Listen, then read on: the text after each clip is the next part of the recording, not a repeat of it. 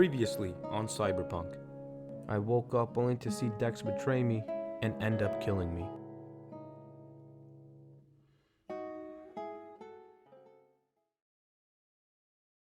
After getting shot by Dex, I somehow ended up in a completely different area.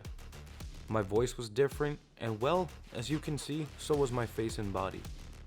I was a man known as Johnny Silverhand, a rocker slash smoker slash Baba Yaga. I boarded this helicopter and realized it was 2023. Me, along with my crew, were about to assault the Arasaka Tower. Now here, I actually do fail the challenge since I had to viciously murder everyone on this roof using the turret strapped to this helicopter. Upon exiting the helicopter, I noticed Johnny had the coolest weapon I have ever seen, and the reload animation for this thing is amazing. It felt very smooth playing with his gun. But of course, I could not use it and enjoy this game like how I'd want to. I instead hauled ass and used my hands. Johnny has quick hands and generous speed, so fighting with him was a blessing. I planted a nuke in an elevator and tried to lower the elevator using my hands, but I couldn't, so I shot it. I then went ahead and got into some serious combat with a bunch of Arasaka men. I can't believe that these men have shotguns, pistols, and rifles, and they still stood no match for my fist. I mean, just look at the amount of bodies unfolding. The sheer amount of strength in these punches are equivalent to being hit in the face with concrete. After the massacre I just committed, I hacked into the subnet. After the hack, I was on my way out when Adam Smasher decided to make his appearance. Sadly out of my control, Johnny Silverhand shot this poor man, making me fail once again. Adam got the upper hand on me and shot my only weapon. The nuke I planted exploded and I was captured by the Arasaka. Saburo came in just like an anime villain and basically put me in a fate worse than death. Johnny died, and I guess now I'm back to being myself. I followed Johnny and touched him, which led to my system being rebooted. I dug my way out of all this rubble and was found by Dex and Takamura. I somehow was able to survive getting shot in the head, but I couldn't say the same for Dex. But let's be honest, he sort of deserved it. Takamura, thinking I murdered Saburo, was going to take me in to pay for my crimes. But someone was hot on our tail. Someone was trying to kill us. That someone was Yorinobu, because he did not want Takamura to find out that he killed Saburo. He sent these robots to try and kill us. I tried to do this without shooting anyone, but it always led to Takamura dying, so I again had to use my gun. This was okay, since the whole sequence in general was very fun to play. It sort of reminded me of something that would be in Terminator. Eventually, after nearly getting killed by these hitmen, we somehow made it out alive. Me and Takamura were very injured, so we went to Victor for medical help. Me and Victor had a chat, and I got the explanation as to how on earth I'm still alive after getting shot by Dex. That relic that we stole contained Johnny Silverhand's construct. It's like his soul, his consciousness. When I died, the relic was activated and repaired the damages that the bullet did to my head. This is why I was reliving Johnny's memories, because he was starting to get activated. The relic wipes out all my memories and basically allows Johnny's construct to take over my entire body until eventually I'm no longer me. Instead of killing him, Saburo imprisoned Johnny inside of that relic for over 50 years. If I couldn't get this relic out of my head, then essentially I would just die and Johnny would take over. Misty took me home and gave me pills to keep Johnny asleep and slow down the inevitable. She also handed me the bullet that Dex shot me with as a gift. Thank you, Misty. Nothing says feel better like giving me the object that left a big hole in my head. I tried to get some sleep, but Johnny woke me up. I was now able to see him wherever I went and even talk to him. Me and him were already starting to become one. I tried to take my pills in order to suppress him, but he didn't let me. He kept telling me to kill myself. I luckily took my antidepressants and passed out. I woke up only in my underwear, in the shower, just like I did when I first got drunk, except this time there was less vomit everywhere and my wallet wasn't missing. I upgraded my character even more to make sure I turned my hands into atomic bombs, and I also put on different clothes in order to look very intimidating. I feel like I look more like a drunk uncle who drives a truck more than I do intimidating. Takamura called me and wanted to meet with me. On my way there, I came across a guy who probably did the worst pull-up I've ever seen. The poor man could not even go all the way down. I then made it to the cafe and had a chat. You see, Takemura wants to get revenge on Yorinobu for killing Saburo. He wanted to look for Evelyn Parker and anyone connected to Yorinobu in order to try and get some dirt on him. Meanwhile, I told him I need to look for Evelyn Parker because maybe she had information on how to get rid of the relic in my head. I also told him that I wanted to look for Anders Hellman since he invented the relic. Maybe he knew how to get rid of it safely. Basically, both me and Takemura wanted to find the same people for different reasons. It was time to get to work.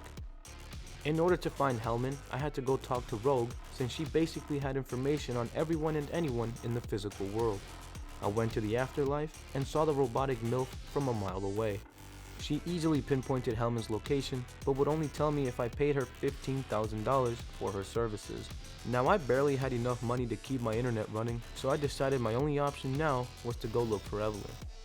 I went over to Lizzie's bar, aka YouTube demonetization, aka you have sex with virtual women, in order to locate Evelyn. Judy tells me that Evelyn might be at some place called the Clouds. So you bet your sweet bippy I went ahead and took a look for myself. Something caught my attention while I was here. It was this thing on the floor. I tried to figure out what it was, but I couldn't. So I waited a while, and it turned out that that thing on the floor was just a hologram.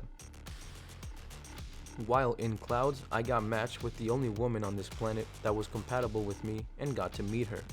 All she wanted to do was degrade me using her words and make me feel like a complete beta male. It's a good thing though that I can simply skip these words of pain and avoid virtual degradation. In the real world, I already feel like shit. I don't need to feel like that in a video game as well. Now for some unknown reason, the club decided to take out some heat on me after I crossed the unauthorized VIP area without permission. While in the club, I met a nice boy named Tom and Jerry, and he told me that if anyone knew where Evelyn was, it was the big boss in the club. The big boss, known as Woodman. I gave a couple of haymakers, a few hooks, a couple of jabs, maybe a few uppercuts, in order to try and make it to Woodman. I ripped this door open using my bare hands and knocked out this geek from Best Buy for not fixing my computer. I then made it to Woodman, who looked exactly like how I thought he would. Bald, he had a suit on, and was buff yet fat at the same time. Poor guy could barely keep his hands up. When it comes to interrogating people for information, I usually beat them to the point of death in order to get what I want. Woodman had a little Glock on him to try and kill me. Meanwhile, I was over here hitting him with two fully automatic, double-barrel, single-fire, bolt-action shotguns I call my hands. I knocked him out so hard that his head went straight through the concrete wall, rendering him completely not alive.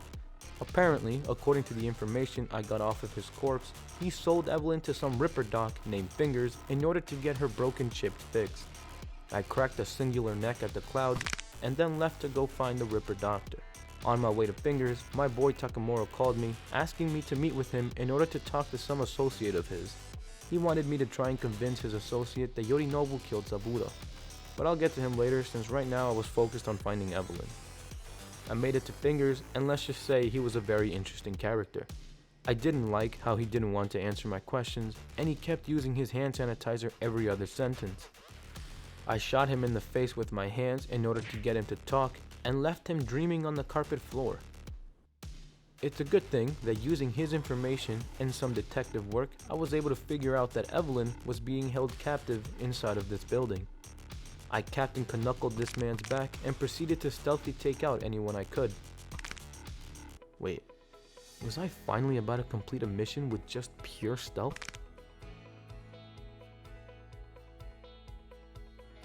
No, of course not, because Judy decided not to help me kill the dude next to me. This somehow alerted everyone in the entire facility despite no gun actually being fired. Now there was a guy who was so high out of his mind that he somehow failed to notice his friends dying in the explosion that almost killed me. This is why you shouldn't do drugs, kids, because in the end, you'll end up getting your neck severely shattered. After all of this commotion, I made it to some scientists who studied probably about 11 or more years in college in order to become the said scientist. All of this work just to have me skillfully sneak up right behind him and teach him a little something about forced rotation. I beat the literal fecal matter out of this man and left him leaking on the floor because him and his stupid haircut was all that was stopping me from reaching Evelyn. Me and Judy disconnected her from her virtual prison and rescued this poor girl.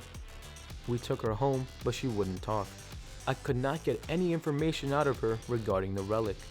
Luckily, Judy found some brain dances in Evelyn, and I found out that the Voodoo Boys are the people who contracted her to steal the relic in the first place. Before I went ahead and paid the Voodoo Boys a visit, I still had to talk to Takamura, so I went ahead and called him. Now you're probably wondering how on earth I get to where I gotta go since I don't really have a car. Well, I usually steal any car I can and proceed to carefully drive it to where I need to go. Now look, trying to convince Takamura's friend that Yorinobu killed his own father was a complete waste of time. He didn't believe me, not even one bit. After that failed attempt to clear my innocence, me and Takamura went ahead and paid a visit to Wakaka Okada to get information about a parade that me and Takamura were about to hijack. Since Takamura's friend Oda couldn't help us, he wanted to go ahead and talk to Hanako Arasaka, the sister of Yorinobu Arasaka. How do you get Takamura on top of a float in front of millions of people without getting noticed? Well, I don't know yet. He still has to figure those things out, but in the meantime, I realized I somehow managed to get $15,000 that Rogue wanted. I'm sure the Voodoo Boys can wait a little longer, so I went ahead and went to talk to Rogue. I borrowed an extremely luxurious car and drove my little heart out until I eventually decided to take a shortcut. I must have forgotten that cars can't really drive while submerged underwater. I think I drove it for a total of 35 seconds, but it's okay since someone else lent me their car to use right after. I gave Rogue the money and she showed me where Hellman would be. Apparently, Hellman will be on some transport that I could have the opportunity to hijack. Since the route Hellman will be taking is surrounded by Night City security, the only area I could kidnap him in was Jackson Plains. It's the only area near the transport that has no security whatsoever. Rogue suggested I go talk to a woman named Panam Palmer. She knows the ins and outs of Jackson, so she could get me all the equipment I need to pull off this hijacking. Of course though, upon driving and meeting Panam, I needed to help her with her stuff first in order to get what I want. She wanted me to help her get her car back from the Raffins and get revenge on them for stealing it. So here's what we did. I met with her clan and two of her best friends. We set up an ambush on the Raffins in which I used my taijutsu to slap some serious meat. Not some fish or some chicken, but some buffalo meat. I'm talking some bison meat, some exotic meat. I wasn't playing any games since I thought Panam was kind of attractive, so I tried to show off what my hands can really do. I ran to her car and drove it all the way back to her. After this, we drove straight into the Raffins hideout and literally murdered everyone in there. I showed no mercy. I was like an animal hunting its prey. I was like a redditor without any internet, or a bodybuilder without any steroids. I was furious that these gentlemen stole my girl's car. When I'm telling you I went ham on these men, I'm telling you I went bananas. The amount of jaws I dislocated and ass I beat was incredible to say the least. I made sure the last guy in this den was 100% deceased.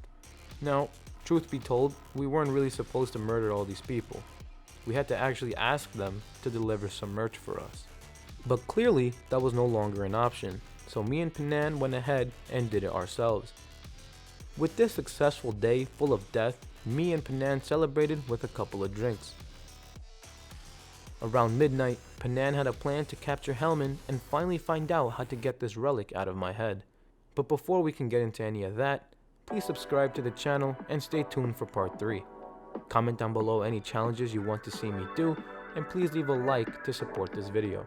Thank you guys so much for watching, and I will see you guys in the next video. Peace out.